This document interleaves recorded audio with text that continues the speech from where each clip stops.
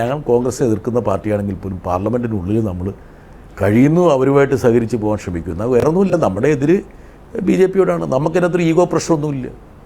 ഇപ്പം കേരളത്തിലെ CPM-നെയും ഇടതുപക്ഷത്തെയും ദൈനംദിന എന്നോണം വിമർശിക്കുകയും പരിഹസിക്കുകയും ആക്ഷേപിക്കുകയും ചെയ്യുന്നവരാണെങ്കിൽ പോലും ഒരു വിശാലമായൊരു കാഴ്ചപ്പാടിലല്ലേ നമ്മൾ പോകുന്നു.